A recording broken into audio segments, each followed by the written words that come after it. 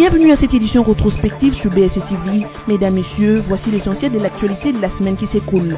Après sa série de consultations avec les couches sociales à Kananga, Joseph Kabila Kabange est arrivé à Mbujimayi ce vendredi 2 juin dans la matinée.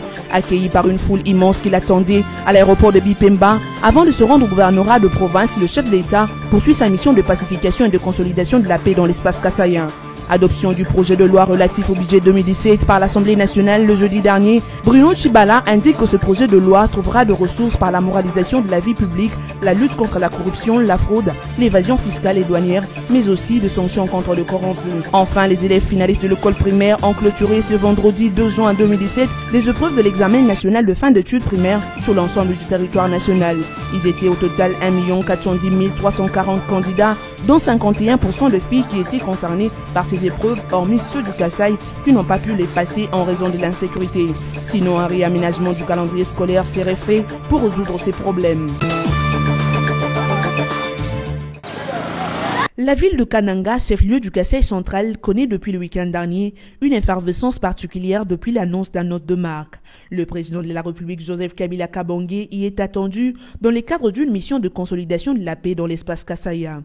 Joseph Kabila a été précédé par le vice-premier ministre et ministre de l'Intérieur, Emmanuel Ramazani Shadari, qui est arrivé le week-end dernier au chef-lieu du Kasaï central pour préparer les séjours du chef de l'État qui devrait sillonner tout l'espace kassaïen. Il y a lieu de vous annoncer ici que, comme les gens en parlent déjà, le chef de l'État, le président de la République, va arriver à Kananga. Il va aller dans tout l'espace Kasaï, mais il va commencer par la ville de Kananga. Comme ministre de l'Intérieur, je commence mon travail aujourd'hui de l'évolution de la situation sécuritaire et le chef de l'État pourra nous trouver ici. Aussitôt arrivé, Emmanuel Ramazani Shadari, qui est accompagné du ministre de la Défense, Justin Atamatabe, a présidé une importante réunion de la sécurité avec tous les services compétents de la province.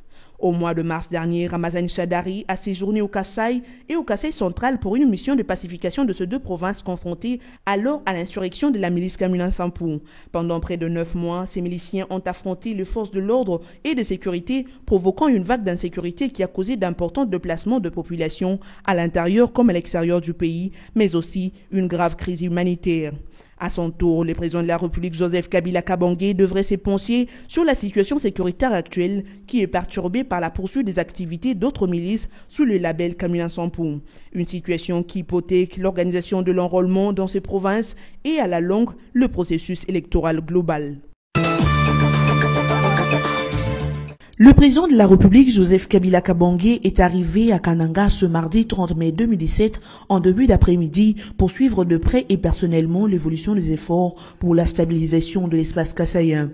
Il a été accueilli à son arrivée à l'aéroport par le vice-premier ministre en charge de l'Intérieur et de la Sécurité qui avait à ses côtés le gouverneur intérimaire du Kasaï central et le membre du comité provincial de sécurité. Aussitôt, après le protocole d'accueil à l'aéroport, le cortège présidentiel s'est ébranlé vers la ville où de son installation, le chef de l'État a présidé une réunion du comité de sécurité élargi.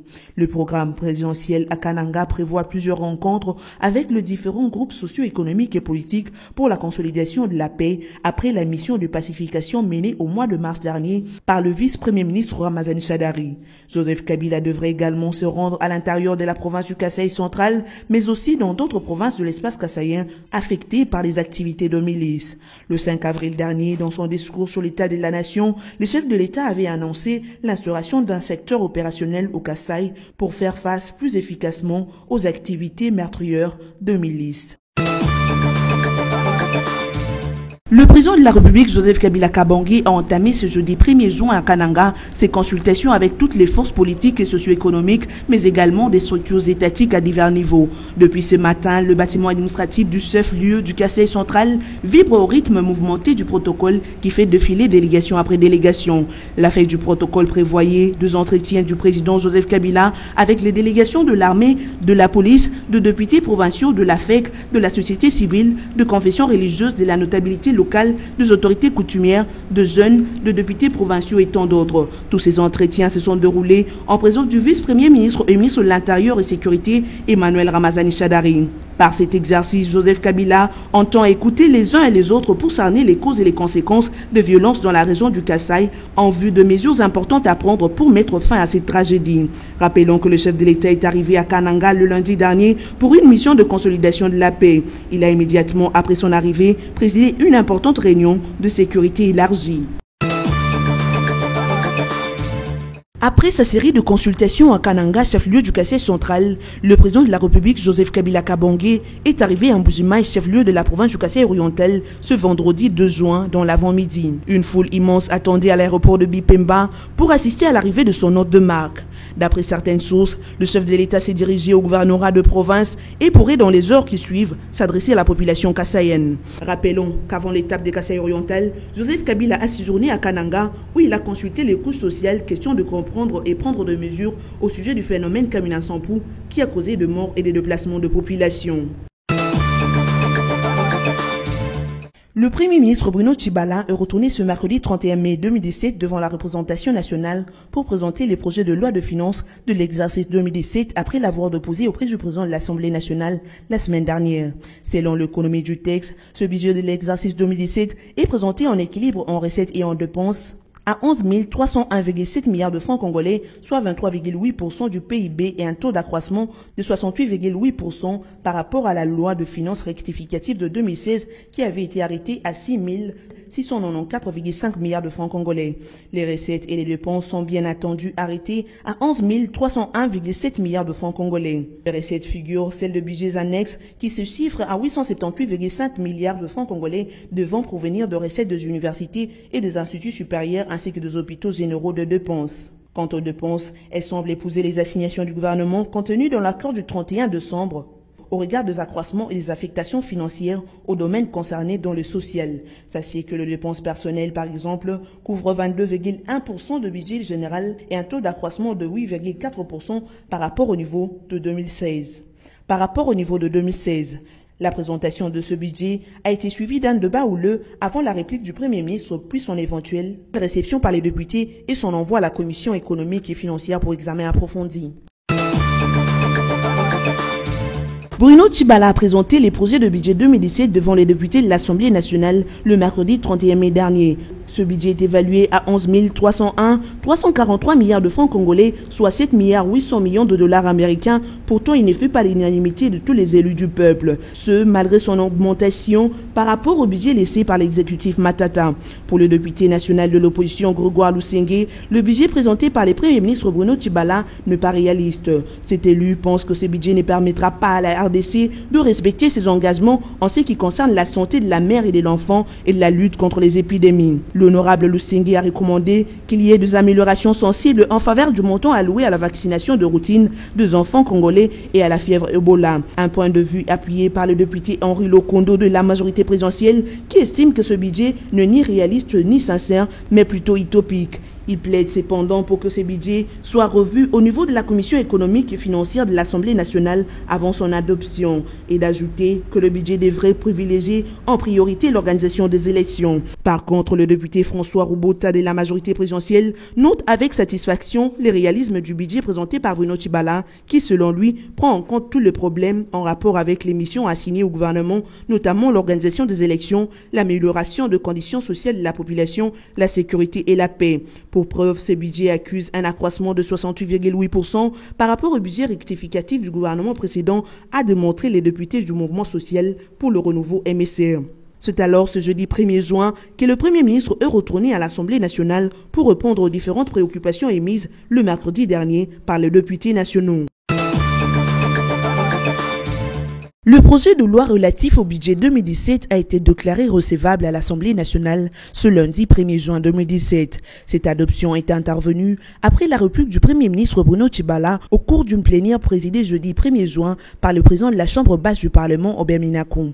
Le chef de l'exécutif qui a répondu aux préoccupations exprimées par les députés nationaux lors de la plénière du mercredi dernier a affirmé que son équipe prend en compte les recommandations pertinentes formulées par la représentation nationale en vue de l'amélioration de la gouvernance politique, économique et sociale en RDC. En ce qui concerne les augmentations prévues dans ce projet de budget, Bruno Tshibala a fait savoir qu'il ne s'agit là que de projections qu'il faudrait prendre avec prudence quant à la réalisation des objectifs visés. Le Premier ministre a cependant reconnu l'importance de l'agriculture, l'élevage et de la pêche, mais il souligne que l'État ne peut pas tout faire lui-même, mais qu'il appartient aux Congolaises et Congolais de créer de richesses pour le développement du pays. Pour ce, Bruno Tshibala a annoncé que le gouvernement vient d'acquérir une ligne de crédit de 750 millions de dollars pour développer les secteurs agricoles. Il exhorte ainsi tous ceux qui seraient intéressés par cette ligne de crédit à présenter des projets crédibles et bancables, mais ils devront également garantir le remboursement.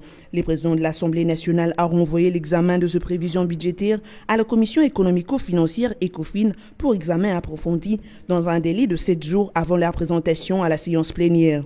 Pour Bruno Tshibala, ce projet de loi trouvera de ressources par la moralisation de la vie publique, la lutte contre la corruption, la fraude, l'évasion fiscale et douanière, ainsi que par des sanctions contre les corrompus.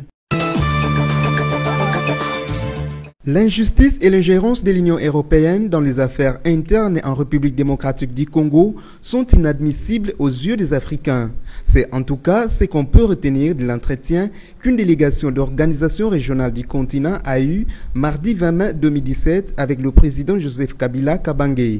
La délégation africaine était composée des représentants des Nations Unies, de l'Union africaine, de la SADC et de la CIRGL. Georges Chikoti, ministre angolais des Relations extérieures, dont le pays assure la présidence tournante de la CIRGL, a en effet déclaré au sortir de cette audience que son pays, la CIRGL et l'Union africaine sont choqués par des sanctions imposées par l'Union africaine aux 9 personnalités congolaises. Le patron de la diplomatie angolaise a également estimé qu'on ne peut pas résoudre les problèmes congolais avec les recours aux sanctions précoces. Il a annoncé que l'Union africaine va se réunir pour analyser et prendre une position qui irait dans le sens de soutenir la RDC et s'opposer à ces sanctions. Au niveau national, la réaction du gouvernement congolais s'est fait encore attendre. Néanmoins, Évariste Boshab, également visé par les sanctions européennes, a réagi comme nationaliste, théoricien et praticien du droit international. Il a qualifié ces sanctions d'une espèce de poursuite de la colonisation. Professeur en droit à l'UNIKIN et avocat de renom, Boshab a brandi l'incontournable principe du contradictoire et déplore d'avoir été sanctionné sans avoir été entendu. De son côté, la Convention des Congolais unis, parti politique de Lambert Mende, également sanctionné, appelle les Congolais à rejeter ces sanctions. La CCU les considère en effet comme une entorse aux principes fondateurs de la coexistence pacifique et égalitaire entre les nations et invite les Congolais à faire échec à ce qu'elle considère comme une néocolonisation. La province de l'Équateur a répondu favorablement à l'appel de l'armée régulière de la RDC dans le recrutement de volontaires. Déjà 300 jeunes âgés de 18 à 25 ans venus de 5 provinces issues du Grand Équateur s'y sont fait enrôler pour servir le pays au sein des FARDC, nous a signifié le général Kisebo Isaac, commandant de la 13e région militaire intérimaire. Ce samedi 27 mai 2017, le gouverneur Tony Cassius Bolamba a visité les 150 recrues qui se trouvent dans la ville de Mbandaka en attendant leur départ pour la formation. Le numéro 1 de la province les a encouragés à servir le pays avec amour et abnégation. Il les a aussi appelés au respect de la hiérarchie.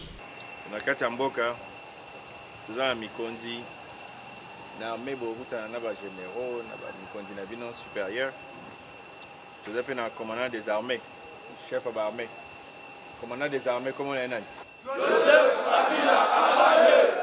Vous avez une formation. Vous respectez mes béques comme on dit. Vous battez la boca. Tony Cassius Bolamba en a profité pour déposer à ses recrues de FARDC quelques vivres et non-vivres. Le directeur du recrutement dans le Grand Équateur, le colonel Ifoufa Boutouli, nous donne ici les critères de sélection des nouvelles recrues de l'armée congolaise. Il y a des critères, donc être célibataire, savoir lire et écrire, avoir fait au moins 6e primaire, avoir bonne moralité, il ne faut pas avoir de problèmes judiciaires,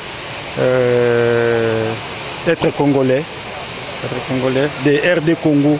Bien avant, Tony Cassius Bolamba, gouverneur de l'Équateur, a accompagné au pied de l'avion Monseigneur Monkobé du diocèse de Basson-Koussou qui se rendaient à Kinshasa. Un geste de sympathie et de respect à l'autorité établie par l'Église universelle.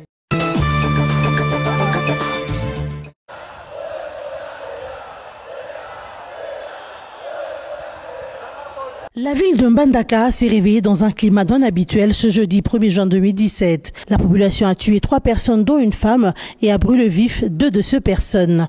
Elles sont identifiées comme des badauds qui sèment les troubles, la terreur mais aussi la désolation dans la ville de Mbandaka. Face à la démission de la police, la population de Mbandaka a décidé de se prendre en charge. Cette dernière a emmené les 2 corps calcinés devant la résidence du gouverneur de la ville, question de montrer à l'autorité qu'elle en a marre de l'insécurité. Cependant, de ce soulèvement de la population, les infiltrés ont tenté s'introduire dans la résidence du gouverneur. Près de 2 heures pour disperser cette foule devant la résidence du gouverneur, aucun renfort de la police. Un silence radio de la part du commandement de la ville. Seule la police militaire, censée sécuriser le gouverneur et la résidence, a pu contrôler la situation et disperser la foule. C'est seulement après que la police donne des ordres à ces éléments pour évacuer les corps abandonnés par la population. Pour Tony Cassius Bolamba, gouverneur de province, les choses se sont maîtrisées, mais les infiltrés vont être poursuivis par la justice. Quand il y a mort d'homme, il y a toujours un regret, quelle qu'elle soit l'origine, la profession de la personne, parce qu'une vie, c'est une vie. Bon, depuis un moment, nous assistons à certains actes, d'après nos analyses, comme vous venez de dire, d'infiltration, pour troubler la quiétude de la population. Mais nos forces sont en train de multiplier des stratégies pour mettre fin à cela. Nos services feront des enquêtes et les complices seront, s'il arrivait qu'ils soient repérés, seront traduits devant la justice pour que la province et pour que les pays se retrouvent dans ses droits. Je ne me sens pas menacé. Je suis le gouverneur. Si moi-même le gouverneur, je me sens menacé et le peuple, je me sens en sécurité. C'est mon devoir de sécuriser la population. Je continue de sécuriser la population et je continuerai de sécuriser la population. Au regard de ce tableau, on se croirait face à une complicité contre le pouvoir en place à l'Équateur. Investir pour la paix à travers le monde, tel est le thème retenu cette année pour la commémoration de la Journée internationale des casques bleus. L'objectif de cette journée est de rendre hommage au personnel civil, aux policiers, aux militaires onusiens pour leur contribution inestimable au travail de maintien de la paix dans le monde. Il est aussi l'occasion d'honorer la mémoire de plus de 3500 casques bleus qui ont perdu la vie en servant sous les drapeaux de l'ONU depuis 1948, dont 117 hommes et femmes en 2016. En République démocratique du Congo, cette journée a été célébrée au quartier général de la MONUSCO à Kinshasa. On prépare à la célébration le représentant du secrétaire général de l'ONU en RDC, Maman Sidikou, et Alexis Tambwe Mamba, venus représenter le gouvernement congolais. Une parade militaire assurée par le bataillon ghanéen de la MONUSCO a été organisée, suivie du dépôt de gerbes de fleurs devant la plaque commémorative des casques bleus décédés en RDC. Le ministre de la Justice a été le premier à déposer sa gerbe de fleurs, suivi de Maman Sidikou, avant de lever les drapeaux de la RDC et de l'ONU. Dans ce monde de circonstances, Maman Sidikou a fait savoir que son institution ne ménagera aucun effort pour protéger la population civile en RDC.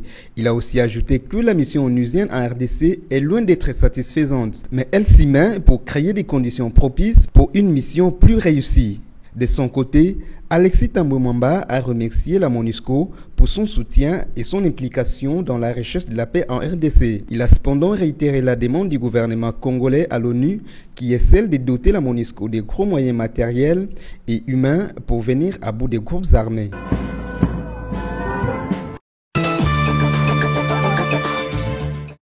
C'est depuis jeudi dernier que les finalistes d'école primaire ont débuté les épreuves relatives à l'examen national de fin d'études primaires ENAFEP à travers les différents centres sur l'ensemble du territoire national. Cette année, les épreuves de l'ENAFEP ont duré 2 jours et ont donc pris fin ce vendredi 2 juin 2017. La session d'examen national de fin d'études primaires s'est clôturée avec succès. Tous les 1 410 340 candidats, dont 51% des filles, répartis sur plus de 5 873 centres, ont respectivement pris part à ces épreuves. Les élèves finalistes qui ont pris part à ces épreuves s'est dit satisfaits, mais les ministères de l'enseignement primaire, secondaire et professionnel se préparent au réaménagement du calendrier scolaire pour les finalistes du Kasaï qui ont manqué ces examens. Le gouvernement congolais a depuis quelques jours donné avis favorable et autorisation pour utiliser des vaccins destinés à combattre le virus Ebola. Ce rétropédalage de l'État congolais survient quelques jours après que le pouvoir de Kinshasa ait refusé l'administration de ces vaccins sur le territoire de la RDC, a indiqué un responsable du ministère congolais de la Santé. À en croire l'agence France Presse, le gouvernement congolais a autorisé ces tests de vaccins contre le virus d'Ebola en RDC où une épidémie s'est déclarée dans la région nord-est.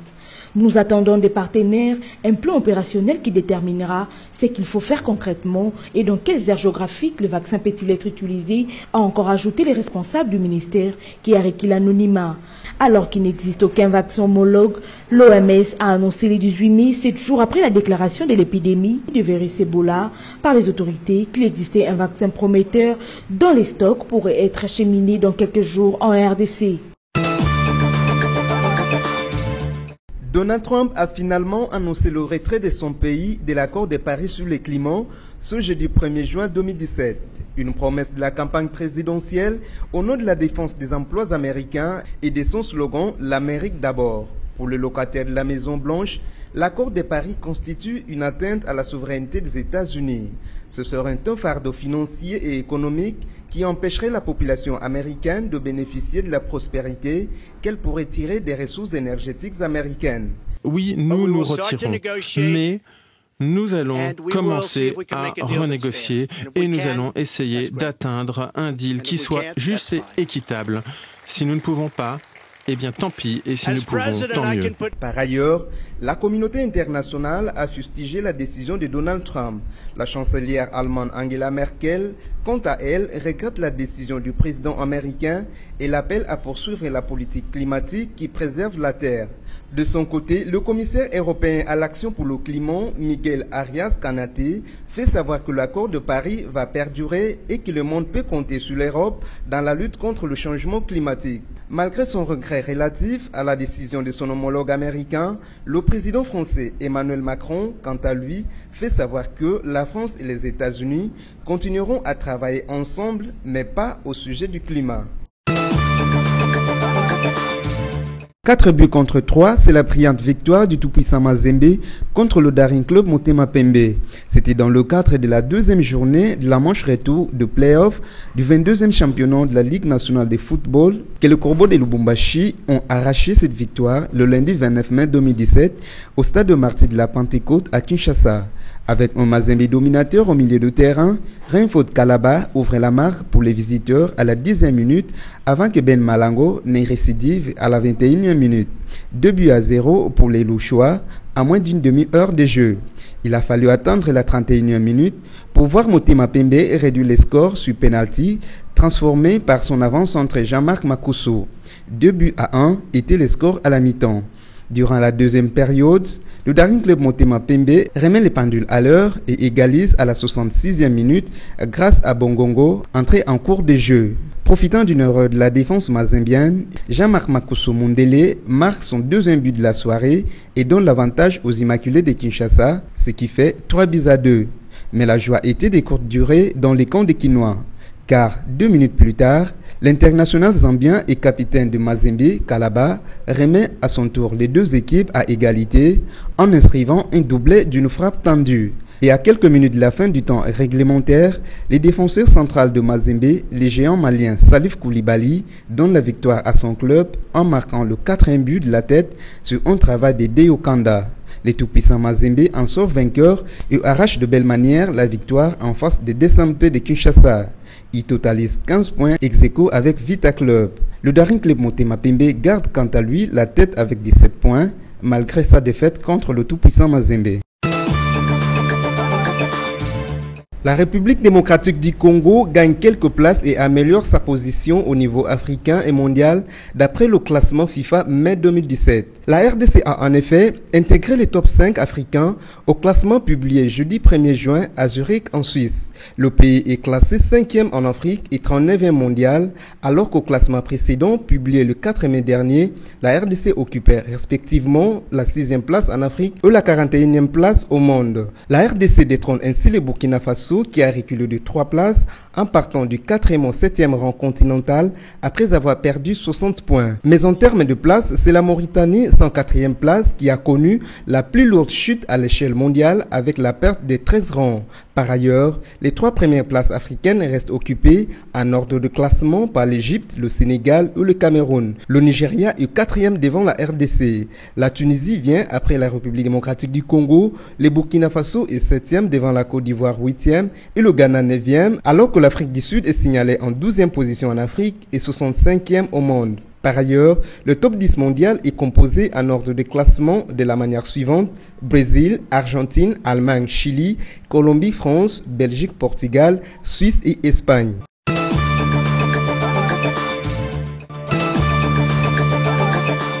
À présent, place au rappel de titre. Après sa série de consultations avec les couches sociales à Kananga, Joseph Kabila Kabange est arrivé à Mbujimaï ce vendredi 2 juin dans la matinée. Accueilli par une foule immense qui l'attendait à l'aéroport de Bipemba, avant de se rendre au gouvernorat de province, le chef d'État poursuit sa mission de pacification et de consolidation de la paix dans l'espace kassaïen. Adoption du projet de loi relatif au budget 2017 par l'Assemblée nationale le jeudi dernier, Bruno Tshibala indique que ce projet de loi trouvera de ressources par la moralisation de la vie publique, la lutte contre la corruption, la fraude, l'évasion fiscale et douanière, mais aussi de sanctions contre le corrompu. Enfin, les élèves finalistes de l'école primaire ont clôturé ce vendredi 2 juin 2017 les épreuves de l'examen national de fin d'études primaires sur l'ensemble du territoire national. Ils étaient au total 1 410 340 candidats, dont 51% de filles qui étaient concernées par ces épreuves, hormis ceux du Kasaï qui n'ont pas pu les passer en raison de l'insécurité. Sinon, un réaménagement du calendrier scolaire serait fait pour résoudre ces problèmes. Cette édition rétrospective est terminée. Bon week-end chez vous en compagnie de BSC TV.